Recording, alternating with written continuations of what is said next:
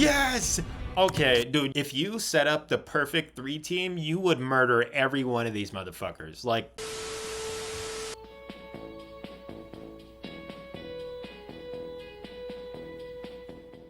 Yo, it's Shiro, this is Shiro's TV, and today we are doing another episode of Trailer Park.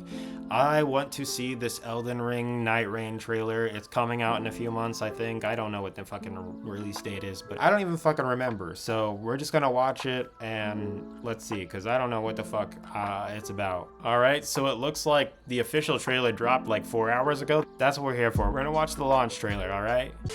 Alright, this is Elden Ring Nightreign. Official launch trailer. I'm probably gonna get this even though I haven't finished like base Elden Ring. I'm halfway there, but I still think I'm probably gonna check this out. It's interesting that they even had time to make another video game after fucking Shadow of the Erdtree, but let's go.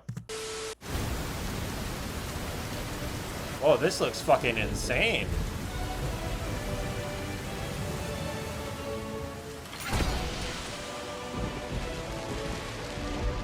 Okay, this guy looks awesome. Kind of looks like Guts, though. Like the armor. The Nightfarer. They look like ears. The will to cross the endless night and fight on. Till every shred of their being is ground away. Oh. The fuck is this? Okay, the music is what the fuck? Nah, is that a spider? What the dude, this straight up just turned into like fucking Monster Hunter, like straight up. Elden Ring Monster Hunter game. Nah, that's a fucking game changer right there. That's fucking ridiculous. Like, it's one thing to be able to land on one spot of the 5 spots in the map where you can sit on the wind gust, but this is fucking G.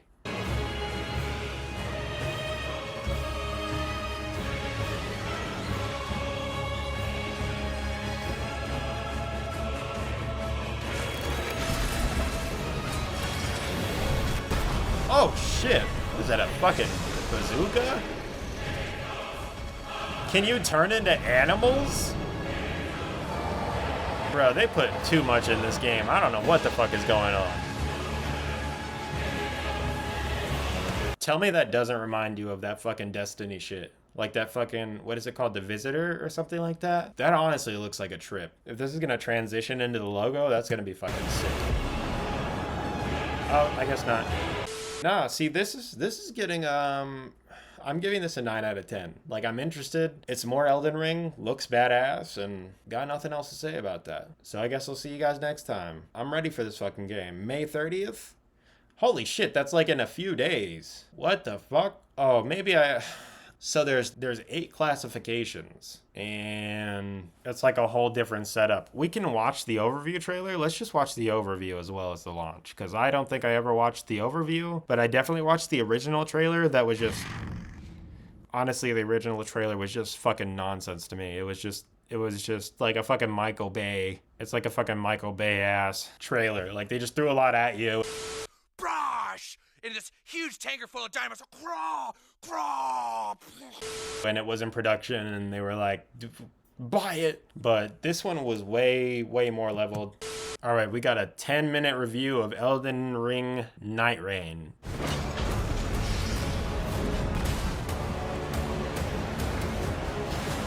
I was actually confused at first when I saw this announcement because I thought it was just another DLC. You know, after Shadow of the Erdtree, I was like, there's no way they had time to do this, but fuck me, this looks just as beautiful. Although I'm worried that like doing these games in such quick succession makes it hard to make things as impactful. You know, it felt like no one was looking out for Elden Ring, but it felt so intentional. That's why there was so much fucking love poured onto it. But I don't want to feel like this is Elden Ring 1.5, you know what I mean? Like a remix and like just throwing everything together because Elden Ring was that successful.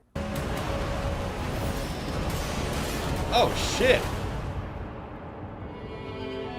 Elden Ring Nightreign. is a co-op survival action game where you navigate a vast and dangerous field with other players.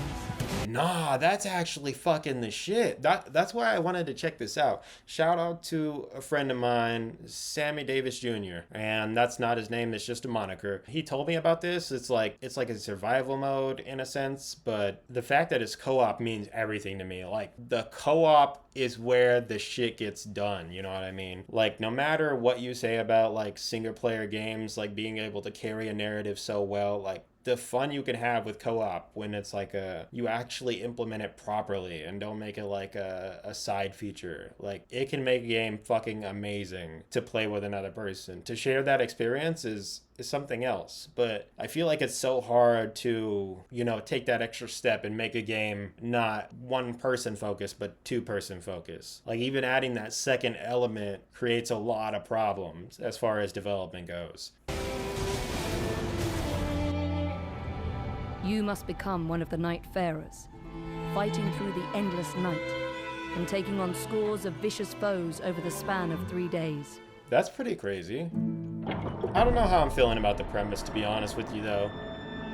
Once a country that thrived thanks to... But I will say, this co-op thing, it's gonna entice everybody. Everybody's gonna be on this fucking game, I tell you what. But it'll be fun. I think it's gonna be really interesting. And who knows, maybe I'll play it someday, because fuck me. We're playing, on this channel, we're just playing regular fucking Elden Ring, bro. Because I got a long ways to go. the power of gods. Limveld is now nearing its end, gradually being eroded by the night that has saturated the land.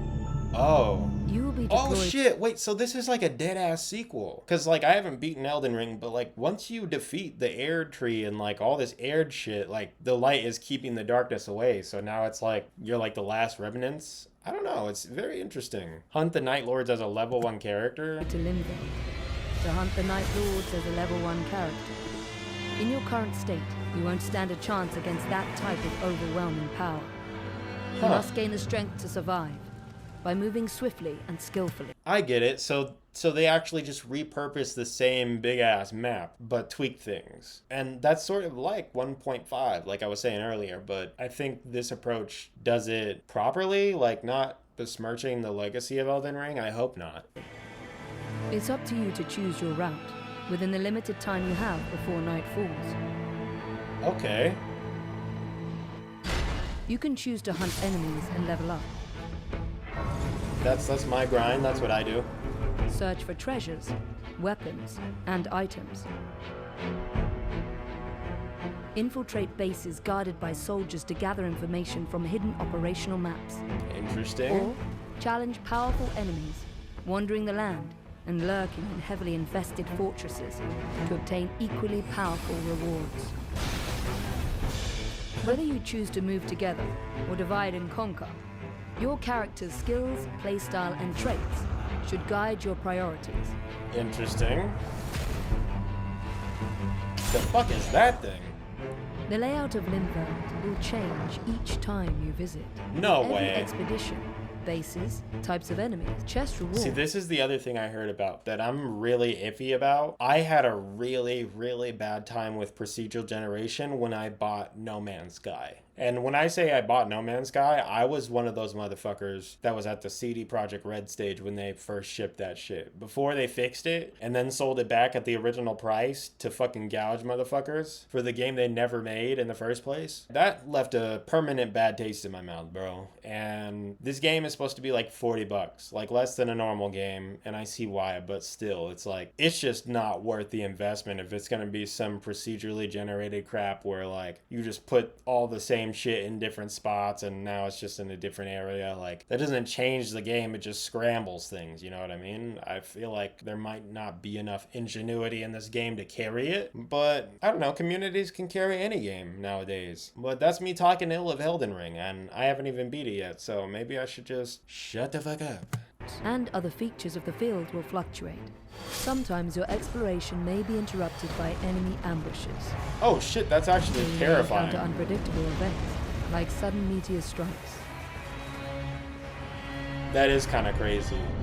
Even more dramatic changes can also appear, like erupting volcanic craters bubbling with lava.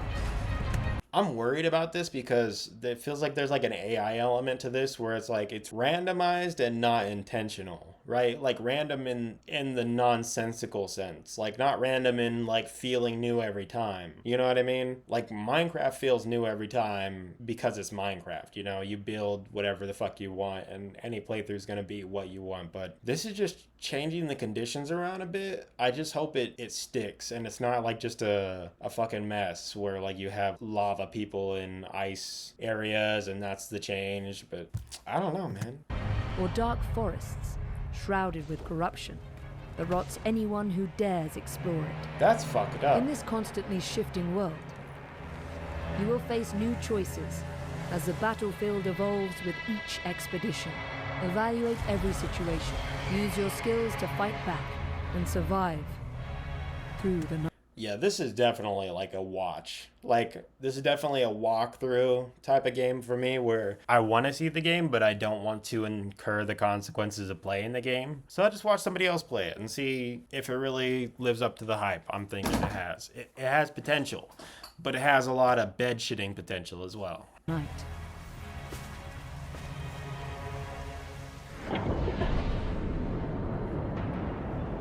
Threats of the night.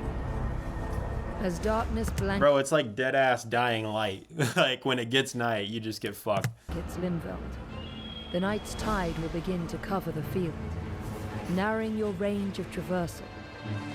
And as night falls, you will be driven towards an unavoidable confrontation.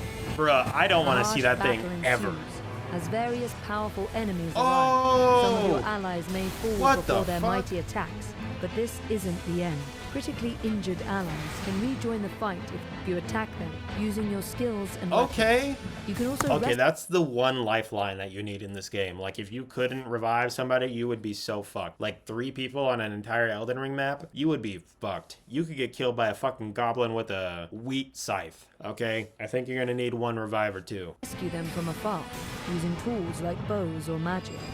These battles are tough, but don't give up. Use all the powers you have gathered in Crazy. Limveld to survive and overcome. Ooh, that was a nice slash.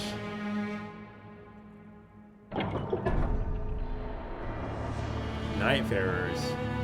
8 Nightfarers assembled to defeat the Night. Ooh, hey, these niggas look clean. 8 See, that guy look cool. Tell me I'm not gonna be a fucking falcon, nigga. I dare you. That's so awesome. He's the new samurai. Okay, so we actually got the names of all these, so we're gonna go through all of them.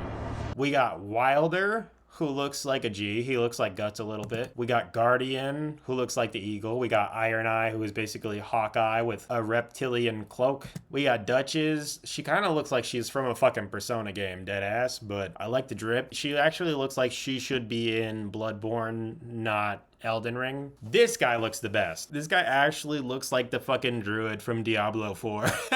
Hopefully he runs faster though. The recluse just looks like, is her name Marika? I don't think her name is Marika. Whoever the lady that turns into the fucking bug, I haven't even gotten that part yet, but looks exactly like this bitch. And this looks like Voldo from Soul Calibur games. All right, first off, if we gotta choose between I got a final 4 out of these 8. We're gonna go Wilder, we're gonna go Duchess, we're gonna go Raider, and we're gonna go Guardian. So we got the Falcon, the Raider, the Guts looking guy, and the Persona looking bitch. So one of those for sure.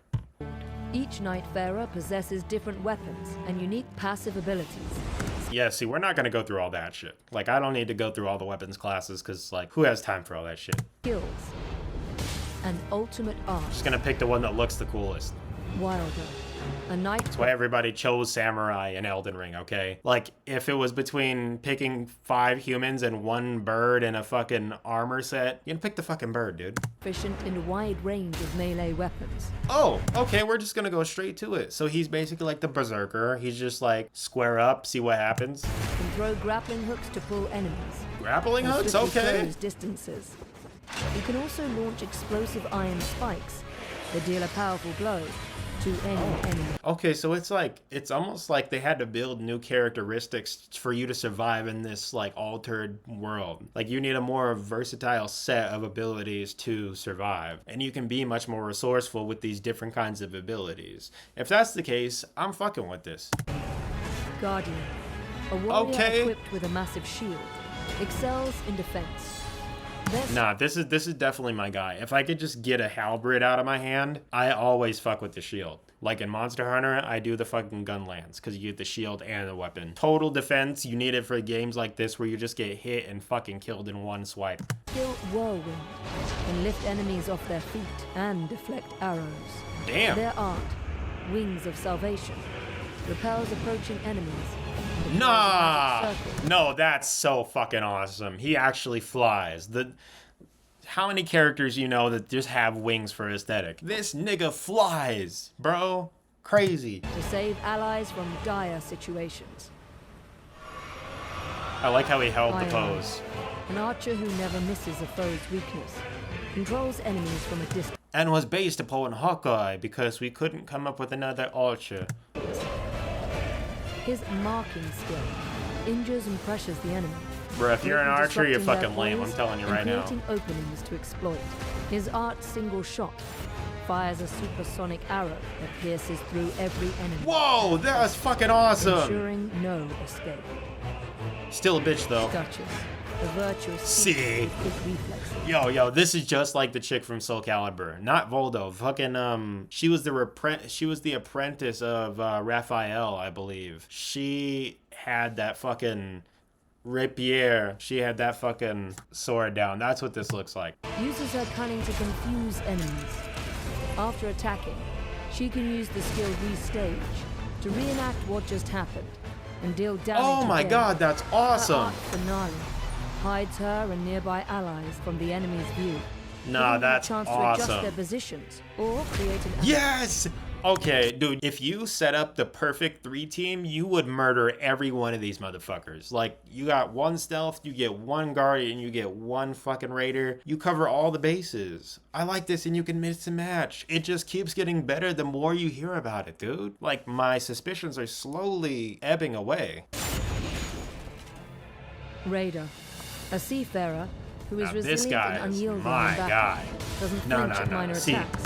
I said I'm in for the shield and the weapon, but if we're replacing shield and weapon with big ass weapon, then you got me, because you can actually block with a big ass weapon. I've been running around with that fucking gut sword in Elden Ring since I picked it up, bro. I get a hard on when I'm using phallical devices for weaponry. And rampages through enemies. Damn. His skill Retaliate strikes back with a powerful blow that cannot be interrupted by enemy attacks. No way! Oh, that guy's gonna be cheesing everywhere. You run into a fucking, like, op, you run into some other players, if that's even possible, you're totally getting taken by a raider. His art Totem Stellar summons a colossal gravestone. What the fuck? Serves as an attack to dispel enemies. Nah, you Acts can as a climb that? That's so OP. wall to block projectiles. And amplifies the strength of allies through its protective aura.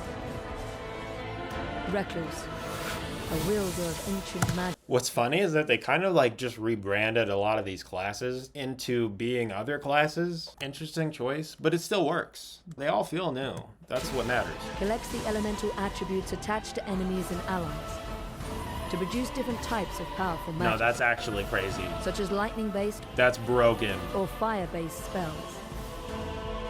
Her art, Soul Blood Song, I guess like the mage is always broken. Like any of the mage shit, I can't do any of that shit because I'm not a mage in the game. I'm a samurai. But fuck me, all these fucking weapons and that need like, you need charisma or whatever the fuck, you need magic or something like that, spirituality. Bro, these motherfuckers are so OP, it's ridiculous. They're playing a whole different game, bro. can also brand foes with an archaic glyph of blood that allows allies to recover health and magic by attacking them. Nice. See, By she's the mastering third clutch. style, skill, and ultimate arts of these knight farers, you may be able to survive. Damn. Bro, they labeled everybody except the last nigga. Who was the last nigga? Oh, I guess they only showed a few of them. Defeat the knight. You know what, bro? I might actually need to look at the other character classes. This is gonna drive me nuts. Nah, fuck it. That's gonna take so much longer. The hidden Round Table Hold serves as a base for Nightfarers preparing for battle in Limveld. Relics That's cute. recovered from expeditions can enhance your abilities when equipped before deployment. Relics have a diverse assortment of effects, Okay. ranging from increasing stats to altering the performance of skills. Different All right. relic combinations can alter your gameplay experience, so try out different approaches and see what suits you best for the journey ahead. In a corner of the back room, a small jar merchant operates a bazaar selling various Yeah, I'm gonna be real. This ain't for me. It's a no for me, dog. Like, this game ain't for me for sure, but I could see motherfuckers going hard on this game if you were into World of Warcraft or something. Like, I like the co-op aspect, but I'm not feeling plot from this game, you know. I need meat on the bone, you know, and there's something here. There's something to enjoy here, but it's not for me personally. You know what I mean? Not every game has to be for everybody. goods. Once you accumulate the currency Merc, earned as battle rewards, it might be worth checking what's on sale. Using the fitting mirror, you can unlock Come on, bro. It's my dog letting me know there's no intruder, so you can thank Rocket. new costumes with Merc and change your appearance. Okay, These see, outfits allow that's a really, yes, I like that. I like that. That's a really important aspect. Like, customization, like, just to set you apart from, imagine having, like, all of your class be raiders. Oh my god, can you imagine 3 raiders? Just, they would fuck everything up. Like, 3 of any class would just devastate everything. They would just be cheesing nonstop. Why cheesing? Because it's fun to do. But at least you can diversify and like try to individualize your character. That's like really important part of the game to me, because like I think fashion is a really important aspect to games that people don't always utilize. you to change your Nightfarer's style to suit your tastes. Some costumes might even look familiar. Okay. As you battle against the night, fragments of your lost memories may return, giving you glimpses of who you once were. By recovering these fragments of lost memory, you can fill in the blanks of your Nightfarer's blurred recollections. In these memories, conversations with other Nightfarers or residents of the Round Table Hold might reveal new objectives. That's interesting. Achieving these goals during adventures in Lim. See, this stuff is interesting, but there's nothing I hate more than like something that feels like hastily put together. Like, this is fun, but just like, I don't want characters. Like, it's gonna get so old so quick just having motherfuckers randomly pop up on me. Like, I mean, I guess it won't get old by the very nature of the randomness of it, but it feels lazy, you know?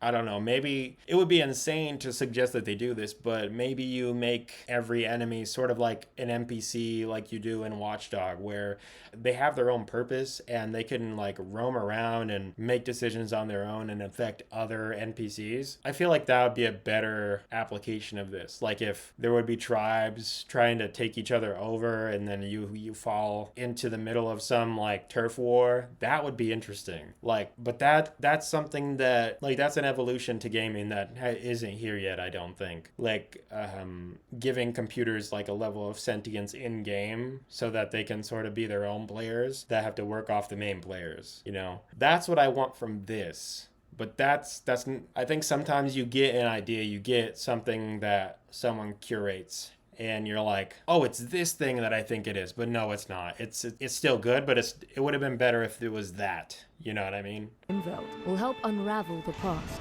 revealing each Nightfarer's origins and purposes. See why they have come together at this Round Table Hold, and why they fight. That's interesting. Not that I give a fuck. I like this harp lady. Oh, there's more. Night Lords. Are these the Night Lords are bosses? the ultimate threat, waiting for players on the 3rd day in Limveld. Oh my The god. Nightfarers are the only warriors remaining who can stop them and save this land from total obliteration. That's pretty cool. Okay, if this all just gears up to like one final drip bass bottle. Wait, if this all boils down to one ultimate boss battle at the end of like 3 days of fighting, that's epic. Like the stress you're gonna feel at the end of that is unmatched. Battling a Night Lord, a being that boasts overwhelming attack power and toughness, will be more challenging than anything. Yeah, this faced centaur in London. motherfucker is wild. However, there are ways to resist this threat.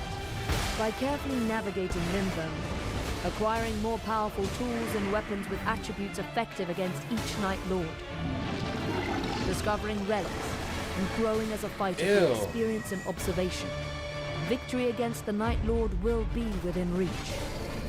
Set forth on this thrilling and fast-paced adventure, filled with Yeah, see, these motherfuckers already existed. Like, you should have took an extra year to put in different enemies and different bosses. You know what I mean? Like, they're rehashing a lot of this stuff. And I keep complaining about that, but it's really important. Originality is so fucking important for a game. Because the more stale a game feels on launch, the easier it decays and the quicker it decays. It has a way shorter shelf life. danger and achievement. Dare to stand together against the fall of night. Okay, opening that door was pretty awesome. Alright, what do I give this? I'm giving this overview a 10 out of 10. Now, I'm not giving my expectation a 10 out of 10, just the way that it was portrayed to me. Because this is the trailer park. I rate trailers, whether they're movie trailers, game trailers, whatever the fuck. And the trailer entices me, you know what I mean? Like, you can get a good movie trailer, and the movie could be ass, because people are that good at making trailers. Right? So, that was Elden Ring Nightreign official overview. And I'm excited to see some motherfuckers play this and see what happens. I'll see you guys next time. Peace.